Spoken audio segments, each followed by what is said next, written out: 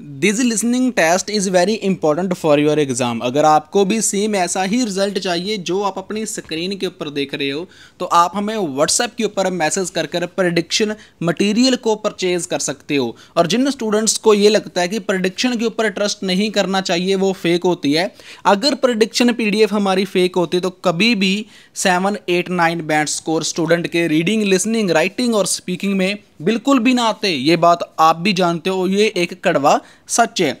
इसके अलावा आपको एवरी प्रूफ देखने को मिलेगा मेरे इंस्टाग्राम पेज के ऊपर, जिसका नेम है आईएलएस वाला इंडिया। हमारे नाम के ऊपर काफ़ी फेक पेजेस भी बन चुके हैं, लोग काफ़ी फ्रॉड भी कर रहे हैं। प्लीज़ उनसे बच के रहें। हमारा एक ही पेज है आईएलएस वाला इंडिया, जो स्क्रीनशॉट आप लेफ्ट साइड देख रहे हो। If you need good prediction material, good band score, then you can drop me message on my WhatsApp for upcoming exam prediction. Part 1, Part 2, Part 3, and Part 4. Now look at Part 1. Part 1. You will hear a woman being interviewed by a market researcher in a health club about her membership of the club. First, you have some time to look at questions 1 to 5.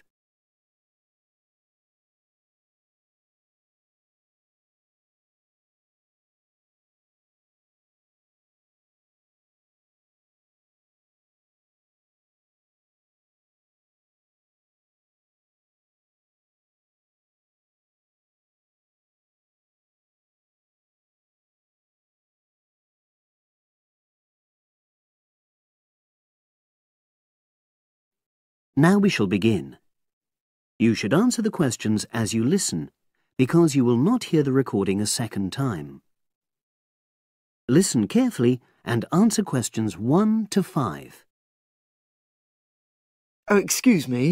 I wonder if you'd have the time to take part in some market research. What's it about? About this club and your experiences and opinions about being a member. It'll take less than 5 minutes. Oh, okay then, as long as it's quick. Can I start by taking your name? It's Selina Thompson. Is that Thompson? Yes. Okay, great. Thanks. And what do you do for a living? Well, I'm an accountant, but I'm between jobs at the moment. I understand. But that's the job I'll put down on the form. And would you mind my asking which age group you fall into? Below 30, 31 to 50, and above? Over 50, I think we can safely say. Great, thanks. And which type of membership do you have? Sorry, I'm not sure what you mean. Do you mean how long of... No, is it a single-person membership? Oh, right, no, it's a family membership. Thanks. And how long have you been a member? Ooh, let me see. I was certainly here 5 years ago, and it was probably 2 to 3 years more than that. Mm-hmm. Shall I put down 8? Oh, I remember now. It's 9, definitely. Sorry. No problem. I've got that. And the last question in this first part is, what brought you to the club? Sorry? How did you find out about the club?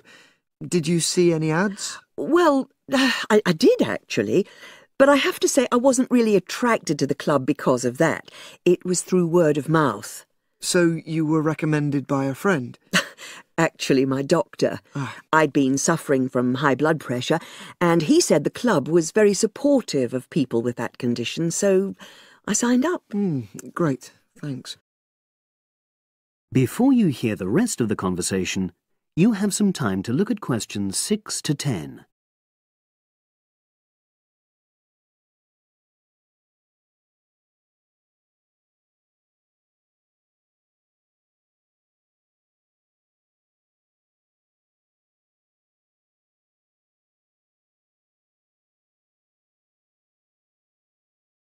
Now listen and answer questions 6 to 10.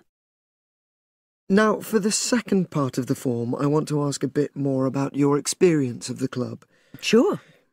How often would you say you use the club? It varies enormously, depending on how busy I am. Of course. But on average, per month? I'd say it averages out at twice a week.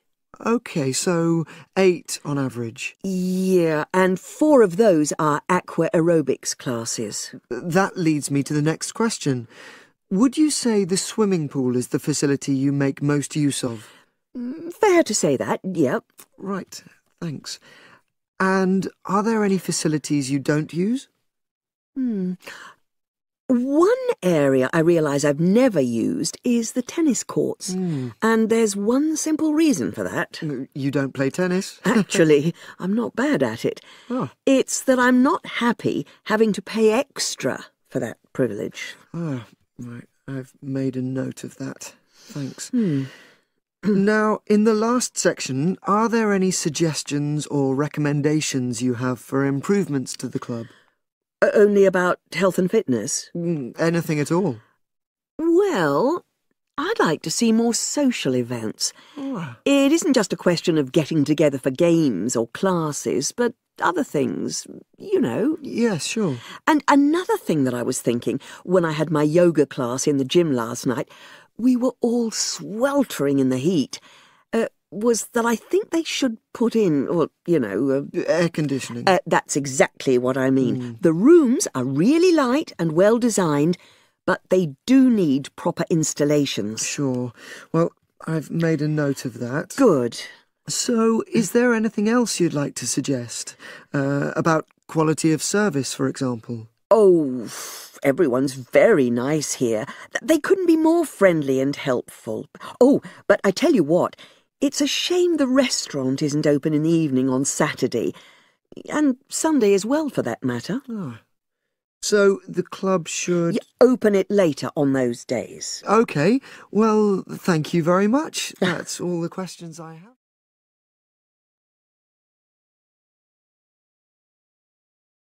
That is the end of part 1. You now have half a minute to check your answers.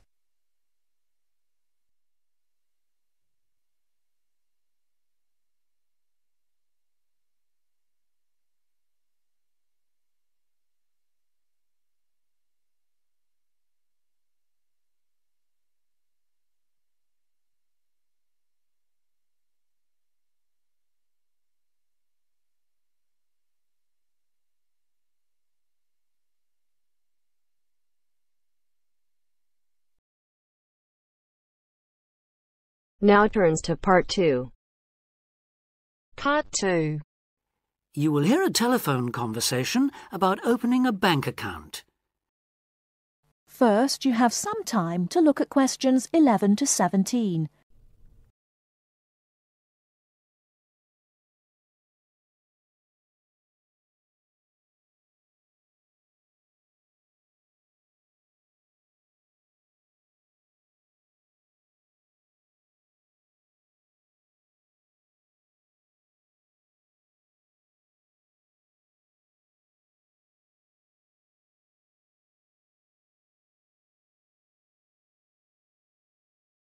Now, listen carefully and answer questions 11 to 17.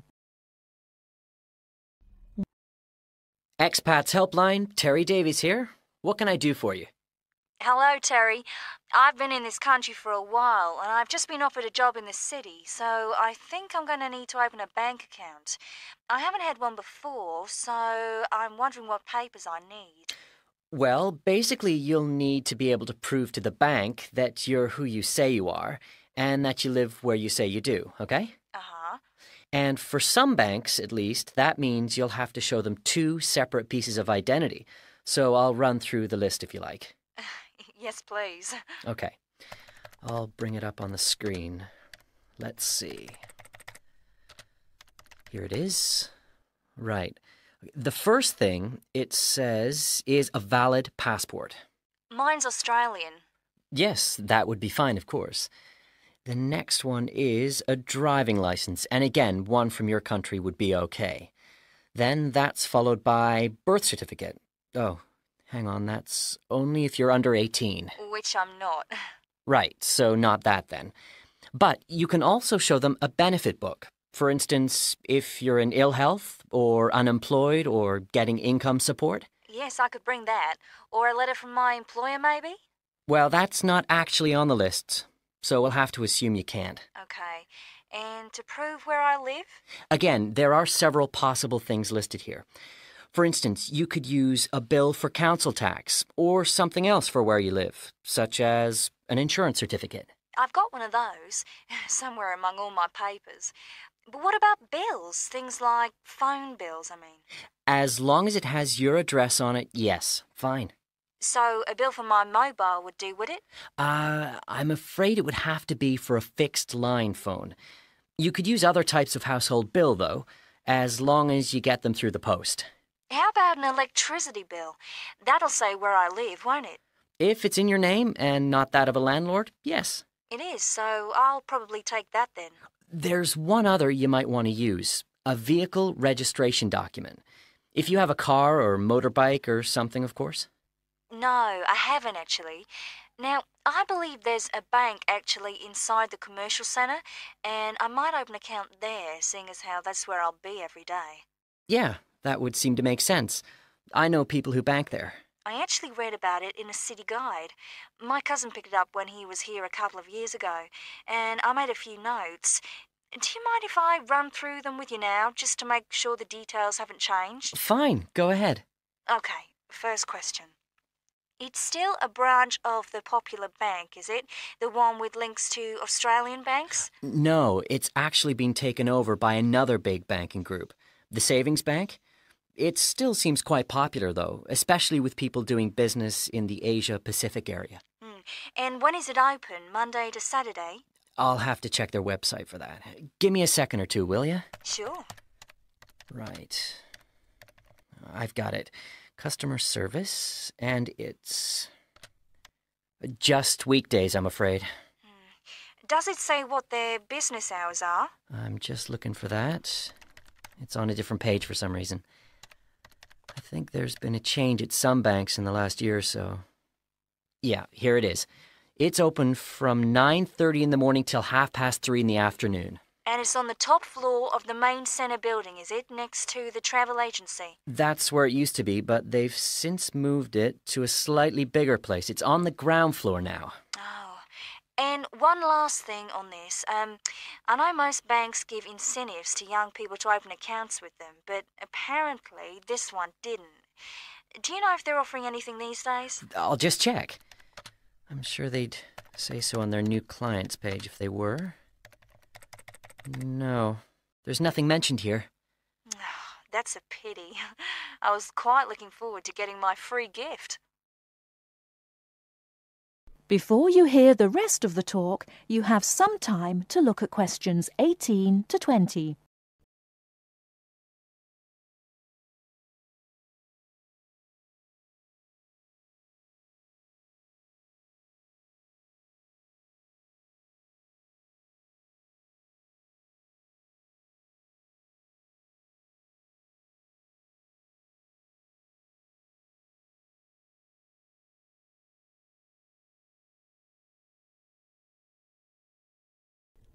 Now listen and answer questions 18 to 20.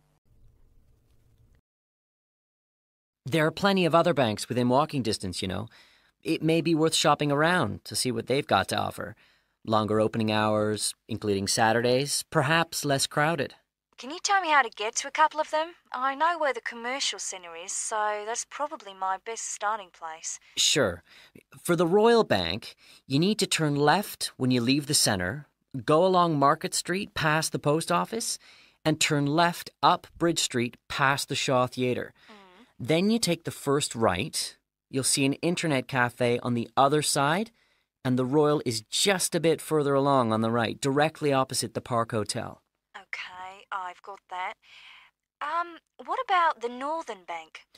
For that one, you turn right as you come out of the centre and go along Market Street until you come to the junction with West Street. There you turn right again and carry on up as far as the next junction where you take a left. You'll see the bank from there. It's the third building on the right. Fine. And the last one, the National Bank? You can go either way from the centre, really. Up West Street or Bridge Street and then along past City Hall. The bank is on the other side of the road, right next to the tourist office. You can't miss it. Great. Thanks a lot for your help. Anytime. Bye. Bye.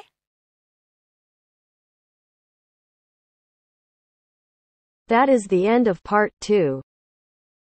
You now have half a minute to check your answers.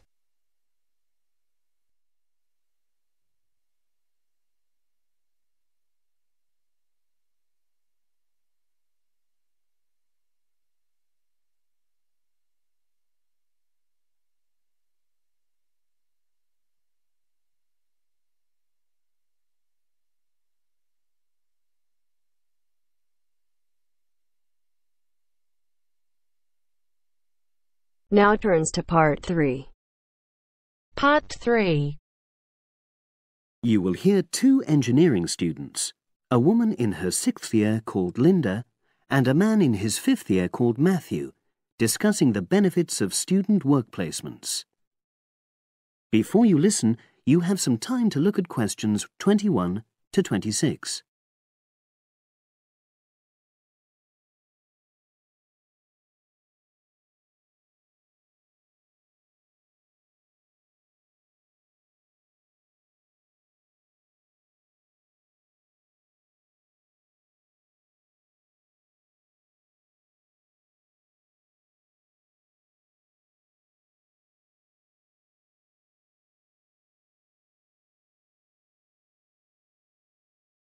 Now listen and answer questions 21 to 26. Hi, Linda. Can you spare a few minutes? Hello, Matthew. No problem. I just wanted to talk to you about temporary work placements. I've never really thought there was a good reason for doing one. I've got some savings, so I don't really need the money at the moment. But I've had an email from the university about a vacancy that looks quite interesting. You did a placement last year, didn't you? I did, yes. In my case, I wanted to find out if I was making the right career choice before I began applying for permanent jobs. I thought I wanted to work in car manufacturing, but I wasn't sure, so I applied to Toyota. What was the application process like? Lengthy. There were a lot of different parts to it. The dullest one was a psychometric test. You know, when you have to answer loads of questions about yourself. And you're trying to guess what's the best thing to say. Yes. Then there was an activity that we did in groups, which I found really fascinating. Engineers are renowned for being a bit unsociable, but I thought we made a great team. And we had an individual task too. We had to sort through various business documents and prioritize them. It was just like what you have to do as a student, really, just with different content. What exactly were you doing on the placement? I was helping to design some diagnostic software to identify any waste in the car assembly process. Do you mean waste of materials? No, time. Anything that can speed the process up helps to cut costs. How did the work placement compare to being a student? Was it hard work? Yes, it was. I'd had full-time work before. I've done various unskilled jobs during university holidays, and some of those involve long hours. So I thought I'd find it easy. I was wrong, though. I think when you're on placement, you're always trying to prove yourself. So you push yourself hard to succeed? Yes. But I got a lot of support from my employers. They were always helpful. And then, at the end of the placement, I was given formal feedback. Do you mean on your engineering ability? Well, no. I didn't really need that because we had team meetings every other day. And so I had the chance to discuss technical issues and ask about anything that wasn't clear. The evaluation was about general workplace things, like organizational ability, initiative, that sort of thing. I get the impression you think you benefited from the placement. Well, the best thing is that they've offered me a job for next year. Depending on my exam results, of course, but still. A permanent one? Yes. But apart from that, I learned so much. The industrial environment was much more demanding than the academic one, so my general skills improved, like time management, meeting deadlines. And on the technical side, I learned new software packages, like MS Project. Well, I think you've convinced me that work placements are worthwhile, but while you're here, can you give me advice on something else? Before you hear the rest of the conversation, You have some time to look at questions 27 to 30.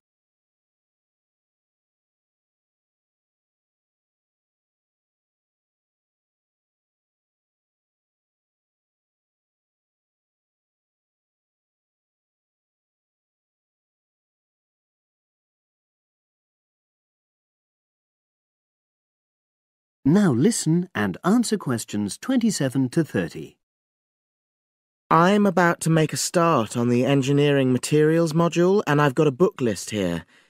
Can you have a quick look and tell me what you would recommend? That's if you can remember. Let's see. I do remember some of them. Yes, this one, The Science of Materials. I found the subject quite hard generally, but this book is very accessible, so it suited me. It doesn't cover everything, though. What about this one then, Materials Engineering? Oh, yes. I do remember that. But it's a bit out of date now, isn't it? Unless it's a new edition. I don't think so. But what I liked about it were the pictures. They really helped to understand the descriptions. It's useful just from that point of view. Let's see, what else? Oh, yes, that one there, Engineering Basics. I think out of all these, that's got the widest coverage. But I've looked at the contents page and it hardly mentions nanotechnology. Yes, you're right. The evolution of materials does, though. It's a recent publication, so it covers all the latest developments. It's a bit thin on the 1960s, though, and that decade was quite important. Well, it sounds as if they all complement each other in some ways. I don't suppose you can lend me...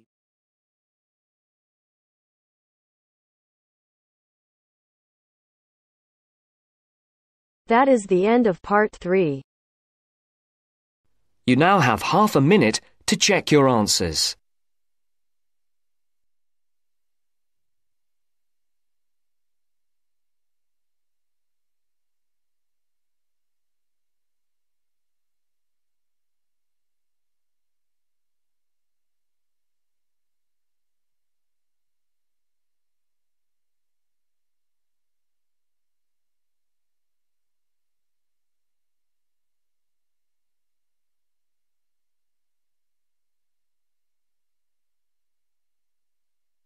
Now turns to part 4.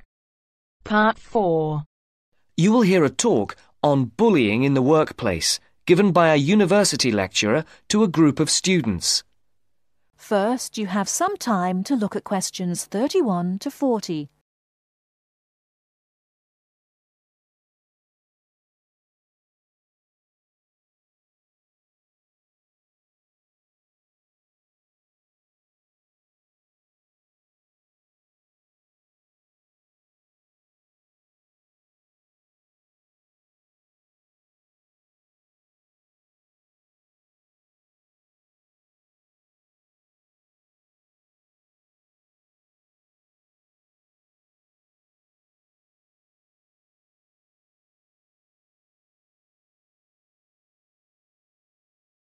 Now listen carefully and answer questions 31 to 40. Good morning. My name is Dr. Mervyn Forrest, and I specialize in management techniques and training. I've been invited here today to talk to you about the cost to the economy of bad management. And what I would like to dwell on first is an area that has recently been exercising everyone, and that is coercion in the workplace, or, to put it more simply, bullying.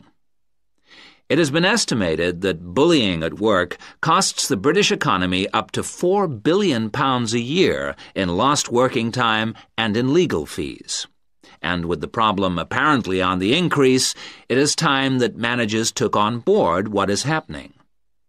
I would like to think that what is perceived as bullying is nothing more than lack of experience, insecurity, or lack of awareness on the part of managers, and not a conscious effort to attack someone. But that is perhaps a case of my being naive or over-hopeful. Before we break up into groups to look at the first task on the handout you've got, I'd like to give you a start with some of the main bullying methods that have been identified so far. Basically, what I'm going to do here is to give you examples of 1 or 2 points, Can you all read the OHP clearly? Yes? Right, off we go.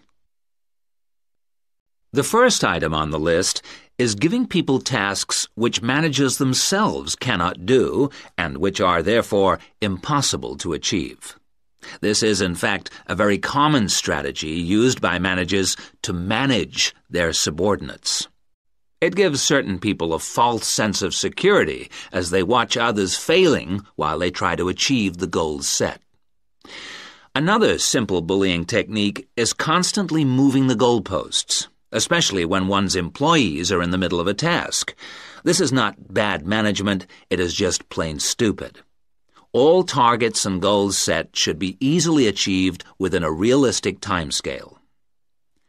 Sending memos to someone else criticizing the performance of a task where the individual has no way of replying is another common technique, especially when the manager concerned does not reply or makes it impossible for subordinates to contact him or her by not answering the telephone or not replying to emails.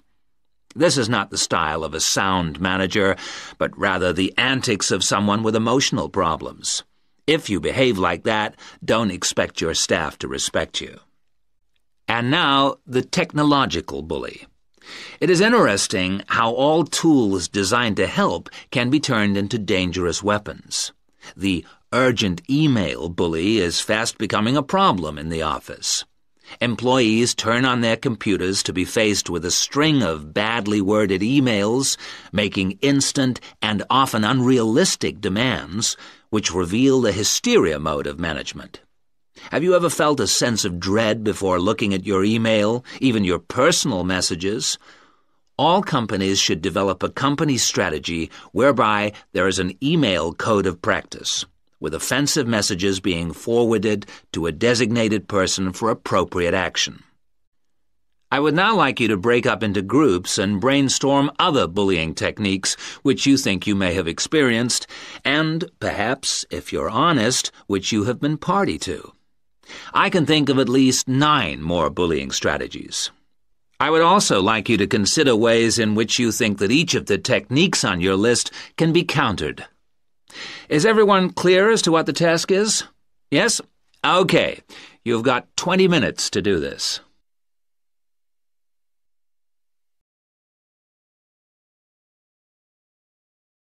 That is the end of part 4. You now have half a minute to check your answers.